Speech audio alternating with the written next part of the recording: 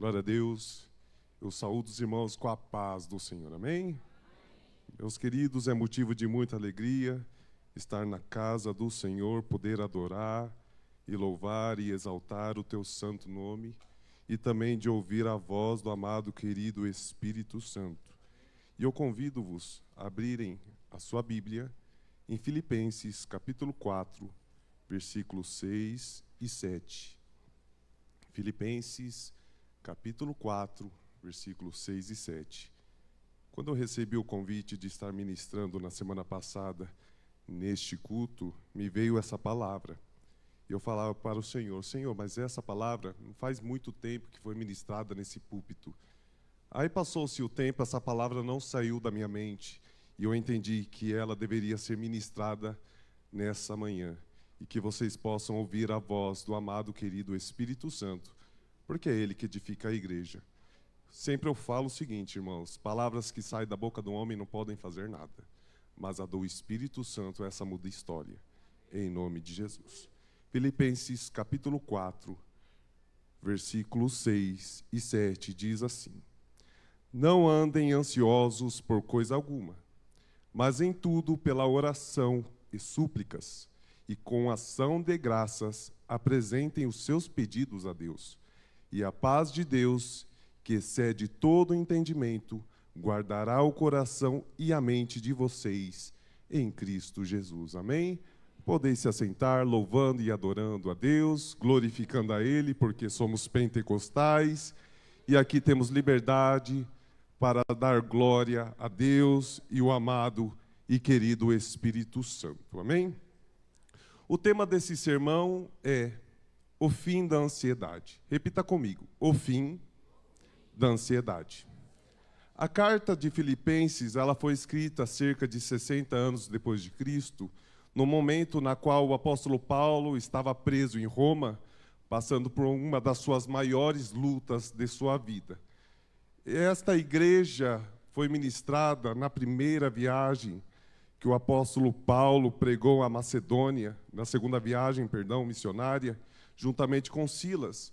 E quando Paulo ele foi para essa cidade, a cidade de Filipos, algo extraordinário, e a chamada já foi extraordinária, porque uma certa vez Paulo ele adormeceu e de repente ele teve uma visão de um homem da Macedônia, e esse homem dizia a ele o seguinte: vem para a Macedônia e ajuda-nos. E imediatamente o apóstolo Paulo e Silas, ele foi para a Macedônia e pregou o evangelho lá. Lá ele ganhou uma mulher chamada Lídia. Lá ele ganhou algumas mulheres. Nessa cidade o apóstolo Paulo também passou por muitas lutas. Ele expulsou um demônio de uma pessoa, foi perseguido, foi preso. Mas na prisão ele adorou e louvou e exaltou ao santo nome do Senhor. Até que um extraordinário aconteceu, um terremoto aconteceu naquela prisão, as portas se abriram e Deus deu o livramento para o apóstolo Paulo e para Silas, que está narrado em Atos 16, 9 e adiante. E depois passou-se algum tempo, Paulo decide escrever uma carta aos filipenses. No primeiro momento, uma carta que iria agradecer pelas ofertas na qual eles tinham dado e também incentivá-los a fortalecer ainda no amor e na fé em Cristo Jesus. Mas se você ler essa carta, irmãos, você vai perceber algo de especial nela. Primeiro, novamente eu digo, Paulo estava preso, passando por luta e perseguição, mas em toda a carta ele expressa para a igreja o seguinte: alegrem-se no Senhor. Novamente eu vos digo, alegrem-se no Senhor. No capítulo 1, Paulo ele vai falar sobre alegria no viver. Filipenses capítulo 1, versículo 21, ele diz: porque para mim viver é Cristo e morrer é lucro. Eu estou aqui preso em Roma, possivelmente irei morrer. Mas se vocês acham que eu estou triste, eu estou alegre, porque para mim morrer é lucro e também viver é ganho.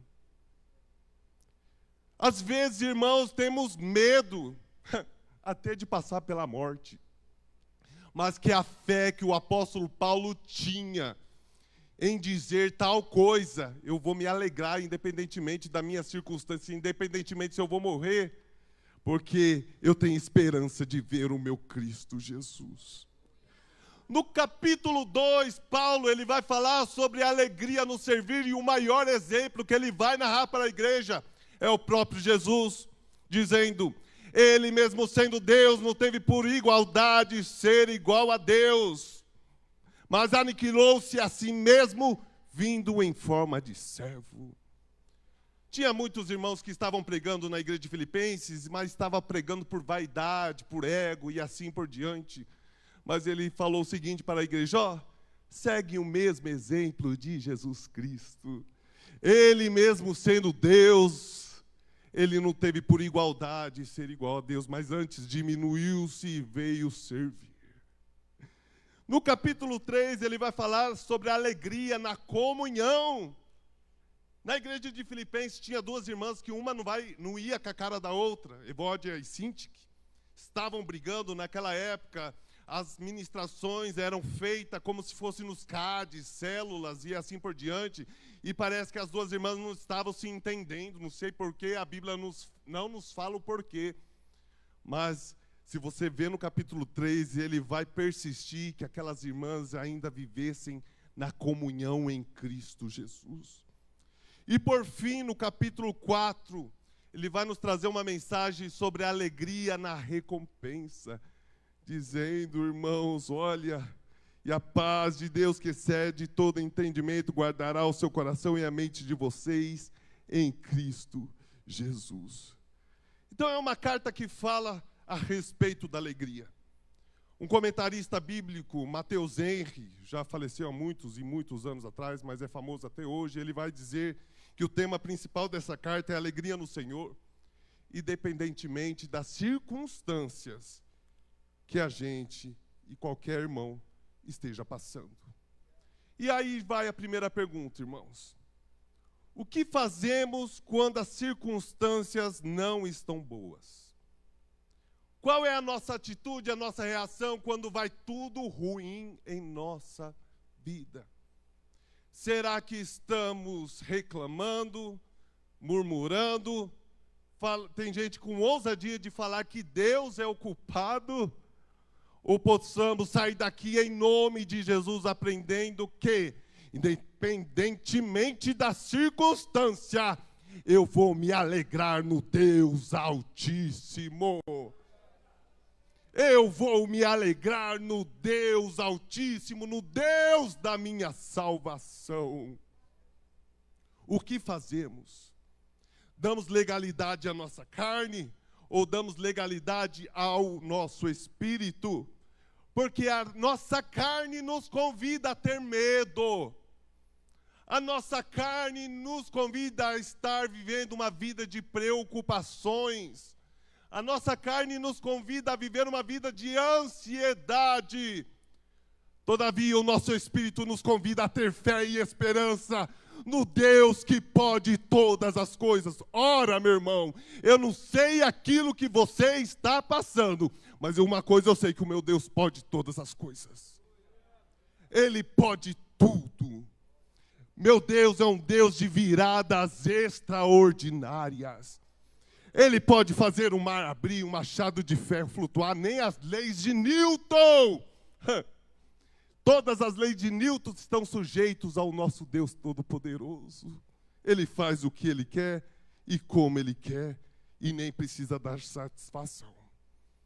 A ansiedade e o medo, irmãos, são parecidos, mas não são iguais. Entenda. O medo, irmãos, é identificado quando uma pessoa vê o perigo. Eu estou vendo um leão, estou com medo porque eu estou vendo o leão. Estou com medo da serpente porque eu estou vendo a serpente. Só que a diferença é, quando o irmão e a irmã está preocupado, o irmão e a irmã está ansiosa, é algo que ele não está vendo, mas está imaginando. E a minha Bíblia, pela carta aos Filipenses, ele está dizendo e deixando bem claro: olha, não seja ansiosos ou preocupados por coisa alguma. Irmãos, ter momentos de ansiedade, isso é normal do ser humano. Mas eu vos digo, viver preocupado, viver em ansiedade, não vem do Senhor.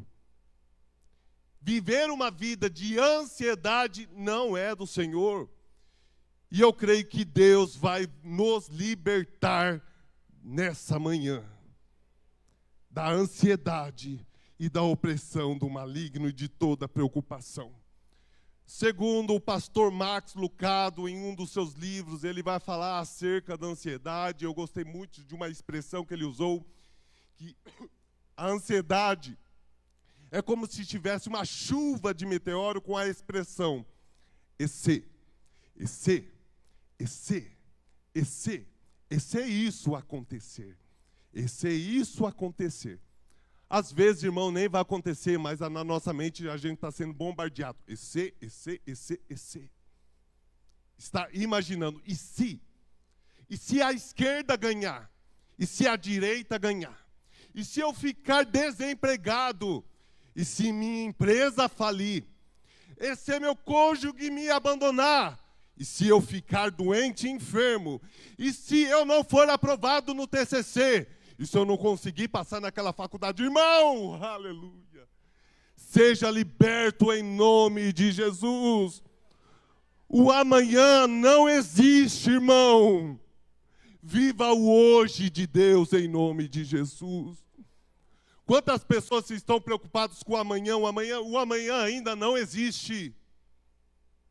Tem pessoas que deixam de viver o hoje pensando no amanhã, só que o amanhã, novamente eu digo, não existe. O que existe para a sua vida é o hoje.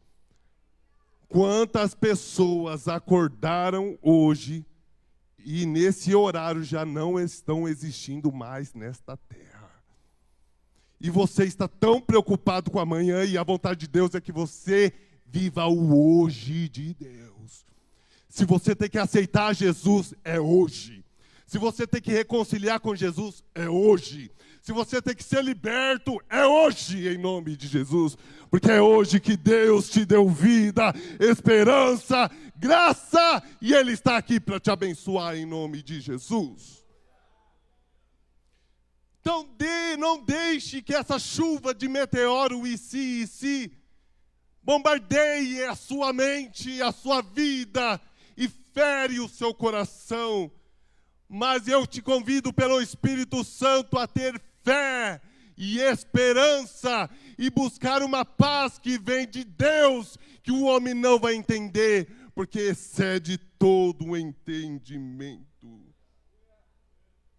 Quantas pessoas estão vivendo uma vida de preocupação porque não aprendeu a entregar tudo para o Senhor? Salmo 137, verso 5 diz: entrega o teu caminho ao Senhor, confia nele e ele tudo fará. O pastor sempre brinca com essa palavra tudo no hebraico e no grego, que significa tudo, tudo mesmo. Entrega o teu caminho ao Senhor, vírgula, confia nele. Você já passou por uma situação que você falou para uma pessoa que iria fazer algo e a pessoa desdenhou de você, deixando claro, não confio muito em você que você vai conseguir, não. Isso não é revoltante? Isso não é, algo ruim? Quando a gente não confia no Senhor, qual é a atitude de Deus perante nós? É ficar entristecido. Porque, ora, o homem pode falhar, o homem pode falar palavras e não cumprir, mas o Deus Todo-Poderoso é verdadeiro. O que Ele diz, Ele vai fazer. Ele é fiel e pode todas as coisas. Confia nele, irmão. Confia nele. Entregue a sua vida a Ele, os seus caminhos a Ele. Ele tudo fará na sua vida. Quando eu meditei nessa palavra, me veio um texto estranho, porque eu nunca tinha percebido, mas depois o Espírito Santo me deu um entendimento, que é em Isaías, capítulo 6, versículo 1 a 6. Nos tempos de Isaías, alguns reis reinaram sobre a terra, mas principalmente um rei que ele gostou particularmente é o rei Uzias. E um dia Isaías estava se deparando com uma situação difícil, porque o rei Uzias morreu. Um rei bom morreu. E eu comecei a ler o texto que diz, no ano da morte do rei Uzias. Eu comecei a ver e observar que Isaías, nesse momento, ele estava ansioso e preocupado. Imagino eu pensando, meu Deus, o rei Uzias morreu. Um rei bom morreu. E agora? Vai vir da esquerda, da direita? Vai vir o quê? Um rei bom, um rei ruim. E agora, o rei Uzias morreu. Aí Deus olha aquele cenário. Isaías, eu vou mostrar algo para você. No dia do ano da morte do rei Uzias, eu vi o Senhor assentado no trono. Que eu aprendi, o Espírito Santo ardeu na minha mente. Ele interpretou para Isaías o seguinte, você está tão preocupado com o rei Uzias, porque ele de fato era um rei bom, mas ele morreu, mas quem nunca deixou do trono sou eu, Deus Todo-Poderoso. O rei Uzias pode ter morrido, mas quem está sentado no trono ainda sou eu. Às vezes você está preocupado por alguma coisa que aconteceu na sua vida nessa semana, nesse ano, mas o meu Deus ainda está no trono. O meu Deus ainda está no controle. O meu Deus ainda está no controle da sua história. No ano que o rei Uzias morreu, eu vi o Senhor assentado no trono. E acima deles estavam serafins com 6 asas, com 2 cobriam rostos, com 2 cobriam os pés, com 2 eles voavam e diziam, Santo, Santo, Santo é o Senhor dos exércitos, e toda a terra está cheia da tua glória. Eu convido a se juntar aos serafins aqui nessa manhã. Santo, Santo, Santo é o Senhor dos exércitos, toda a terra está cheia da tua glória. Se junta com os serafins, irmãos, vamos lá. Santo, Santo, Santo é o Senhor dos exércitos, toda a terra está cheia da tua glória. Eita, Jesus! Rei Uzias morreu. Deus revelou a ele, eu estou no trono. Eu estou no controle. Às vezes você está preocupado por alguma coisa que aconteceu na sua vida e Ele está dizendo para você nessa manhã, eu ainda estou no trono. Eu ainda estou no controle. Sabe qual é o problema do crente às vezes? É que ele tenta entender os planos do Senhor. Ele procura entender o que está acontecendo. Mas entenda alguma coisa, irmão. Entenda algumas coisas. O meu Deus e o seu Deus é soberano. Ele faz o que Ele quer, do jeito que Ele quer. E eu vou falar uma verdade, às vezes Ele nem precisa dar satisfação.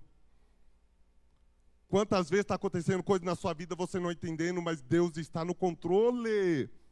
Um exemplo bíblico, Jó. Todo mundo sabe que Jó passou. Uma das pessoas que passou mais luta na Bíblia Sagrada, narrada na Bíblia Sagrada.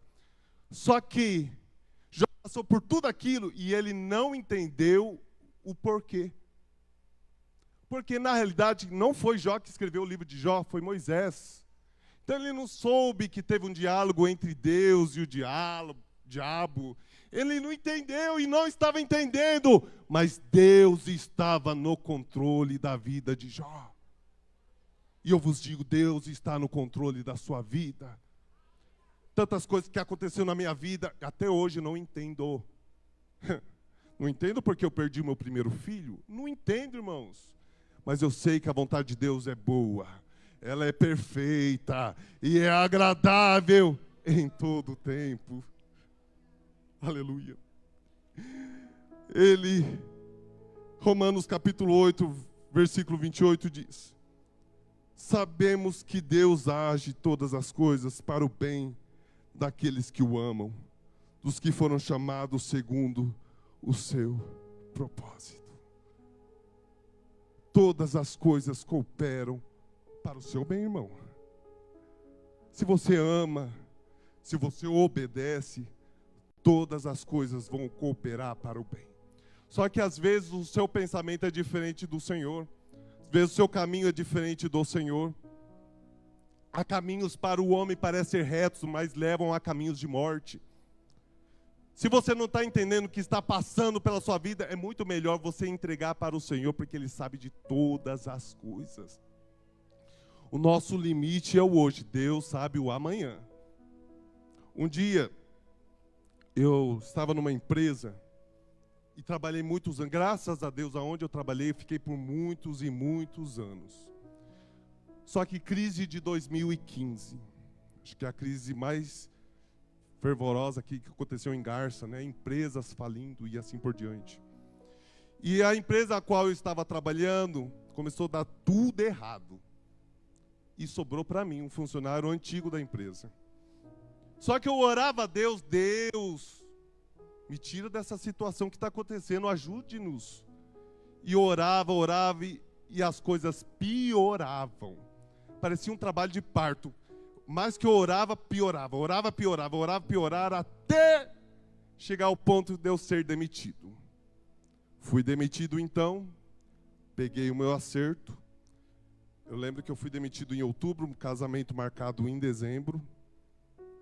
Crise em Garça, ligava a TV, filas mandando currículos. Aquela avenida das empresas era lotada, começou a esvaziar. E aonde vai se abrir a porta agora para mim? Casamento marcado, irmãos. E fiquei muito preocupado. Só que passou-se um tempo, um mês, 2 meses depois, mais ou menos, todos aqueles que eram demitidos daquela empresa, eu saí de lá sem entender o porquê de Deus. Todos que foram demitidos depois de mim, não receberam acerto nenhum. Não receberam acerto. Aí eu imaginei, que livramento o Senhor me deu.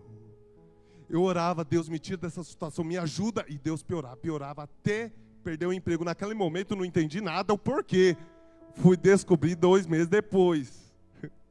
Que as pessoas não receberam o acerto e eu recebi o meu livramento, com o meu acerto ainda paguei meu casamento. Deus abriu a porta do emprego para mim. Numa empresa desacreditada. Eu cheguei naquela empresa, num setor de produção, eu já tinha finalizado a faculdade. Eu entrei na produção. Passou-se 3 meses, crise nessa cidade, eu fui demitido. Segundo a lei, né, da CLT, quando é demitido em 3 meses, você não tem o seguro-desemprego, né? Eu falei, e agora? E agora? Mas eu senti uma paz, irmãos de Deus, que eu não sei explicar o porquê. Senti uma paz. Eu fui demitido e orei a Deus. Irmãos, Deus encheu tanto pedido naquela empresa, no setor que eu trabalhava, que o dono da empresa teve que chamar-me imediatamente de volta depois de 1 semana. E lá fiquei por muitos e muitos anos naquela empresa. E ele ficava admirado porque ele me colocava no setor tal, o setor prosperava. Me arrancava desse setor, colocava no outro, prosperava. Me colocou no setor administrativo, a coisa prosperou. Eu saí da empresa, aí não, né? Mas não é para mim vangloriar de jeito nenhum, é porque eu aprendi que aonde nós pisarmos as plantas dos nossos pés, abençoado será. Um dia estava tendo uma crise na empresa, o dono estava preocupado, ele pensou em chamar uma benzendeira. Falei, antes de benzer essa empresa, eu que vou orar aqui por ela. Aí todo mundo foi embora e eu estava orando. E profetizando, e sem ninguém saber. Mas alguém viu. Orando para lá, orando para cá, né? E alguém olhou. Aí o dono da empresa, vou chamar a benzendeira tal. Aí um funcionário que não é crente falou, nem precisa. Mas por quê? Porque o irmão Maico já orou. O meu Deus é fiel, irmão! E eu, juntamente com os irmãos daquela igreja, ou daquela empresa, passamos pela prova, mas glorificamos a Deus Todo-Poderoso. Não fiquem ansiosos e preocupados, irmãos.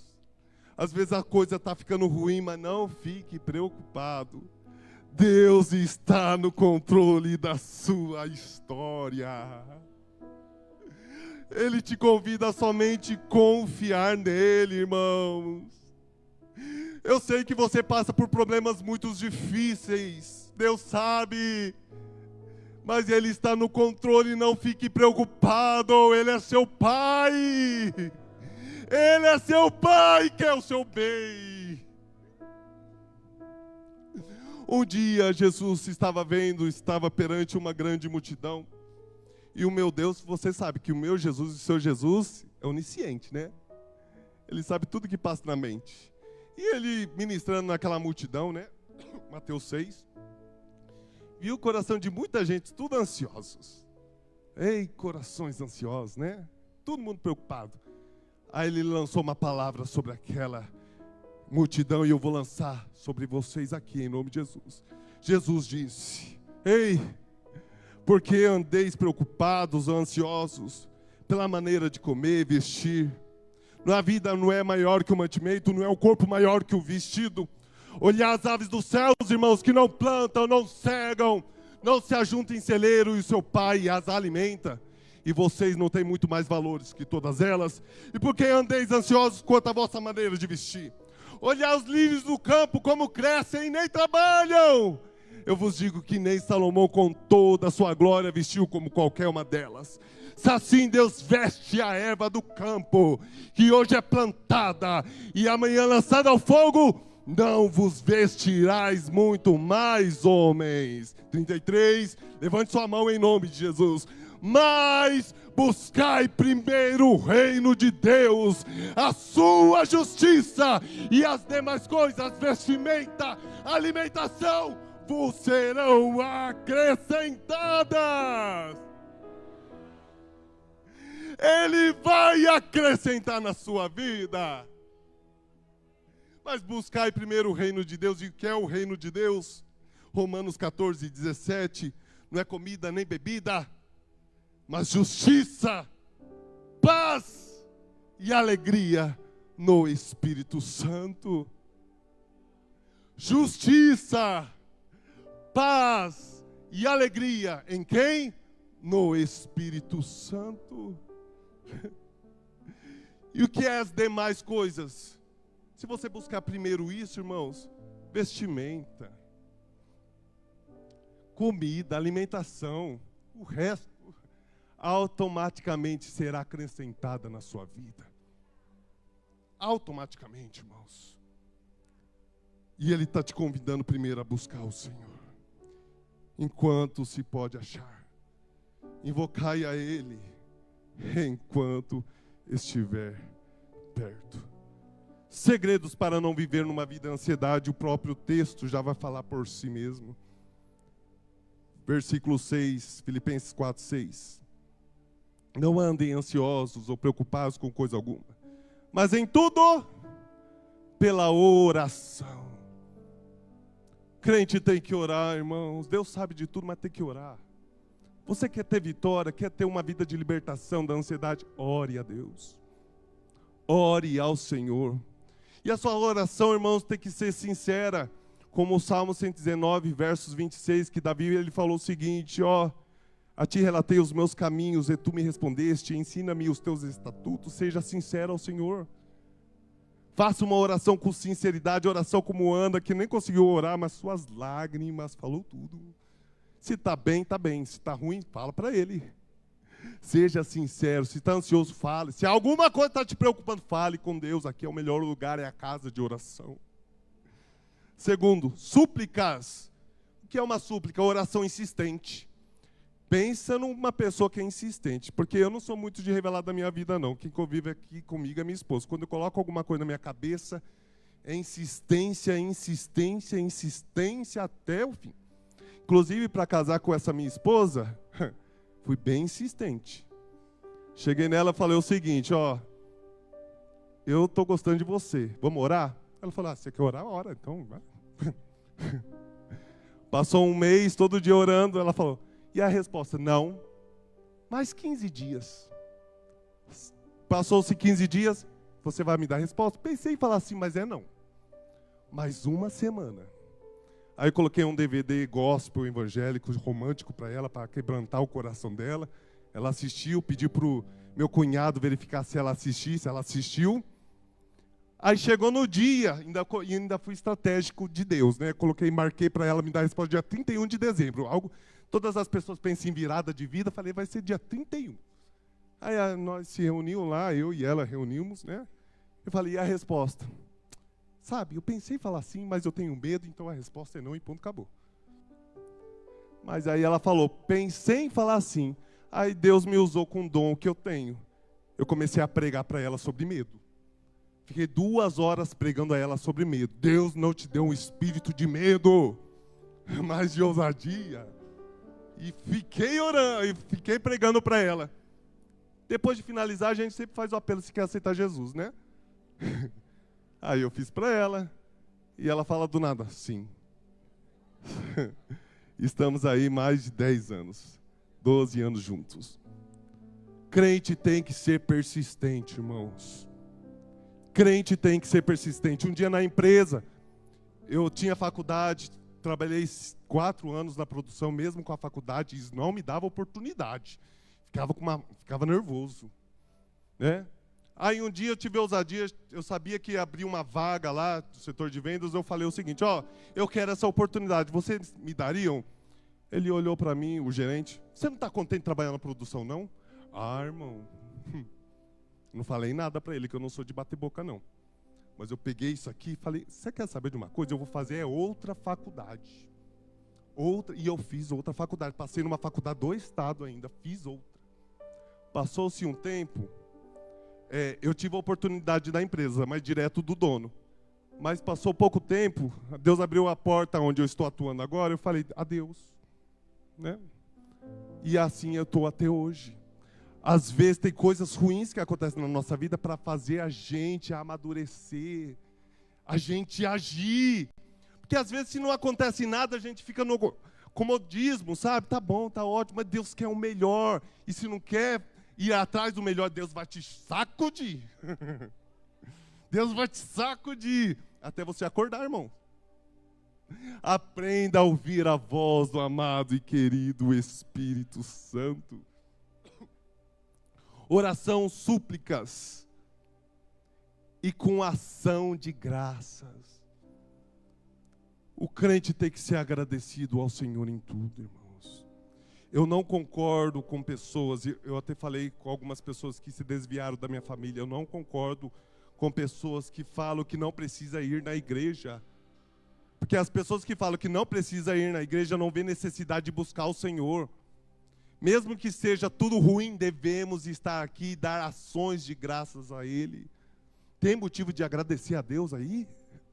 Pela sua vida, pela sua família, pelo seu emprego. Devemos ter um coração gratos ao Senhor. Olha um exemplo ruim, período de juiz de Israel. Deus, de forma extraordinária, permite que eles entrassem na terra de Canaã. Quando eles entraram na terra de Canaã, Juízes 2, eles abandonaram a Deus e começaram a adorar Baal e Astarote. E sabe o que aconteceu? Tudo de ruim para eles. Tenha um coração grato ao Senhor. Se quer ter uma vida longe de ansiedade, ore, suplique. Aprenda a ser gratos ao Senhor e apresente os seus pedidos a Deus. Por fim, e a paz de Deus, aleluia, que excede todo entendimento.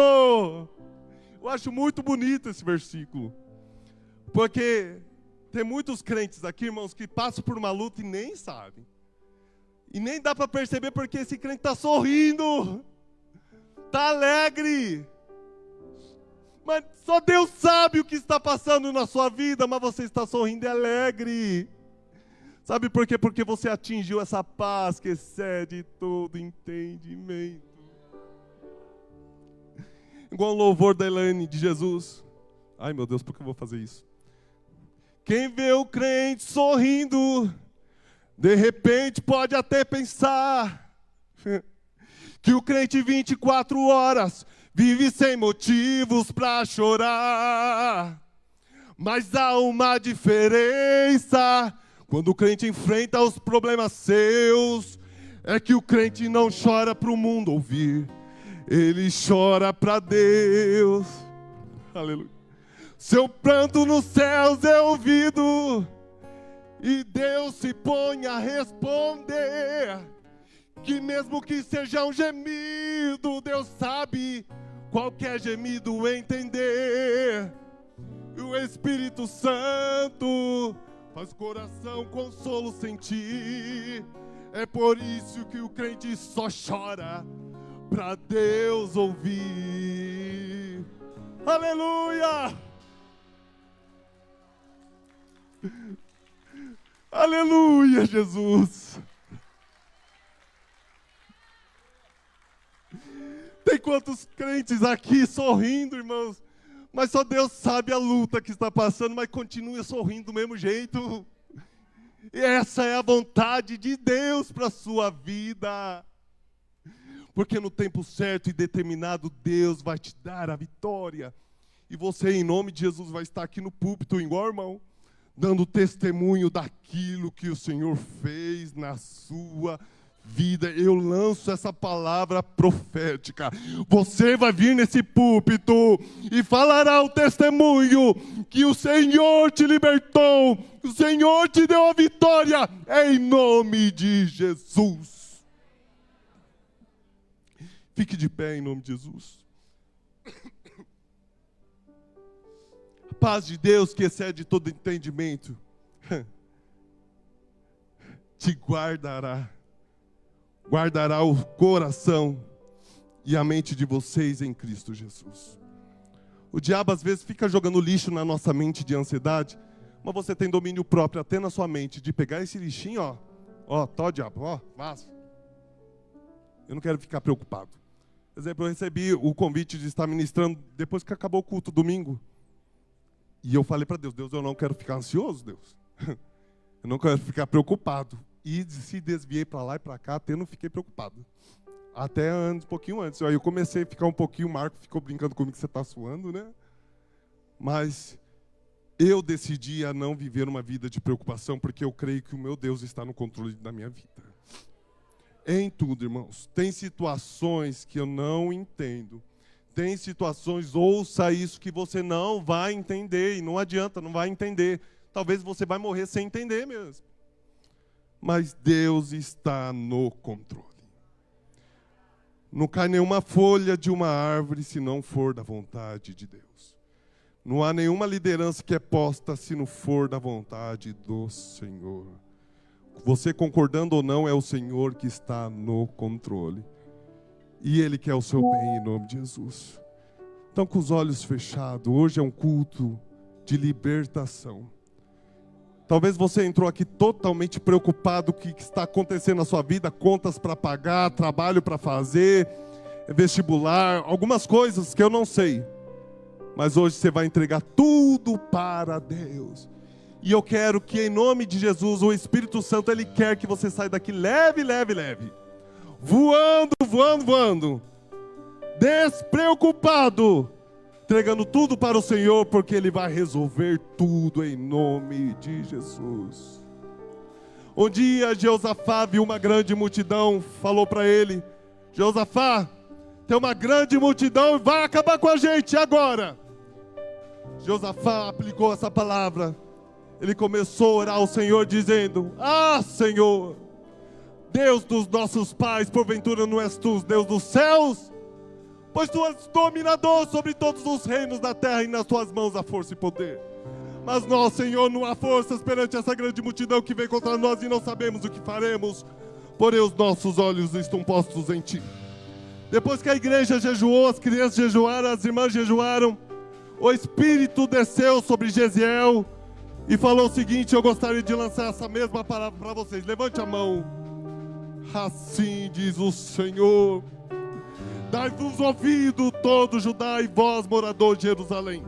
E tu, ó irmão, assim diz o Senhor: não temas, e nem vos assusteis perante essa grande multidão que vem contra você, porque a peleja não é vossa, senão a de Deus.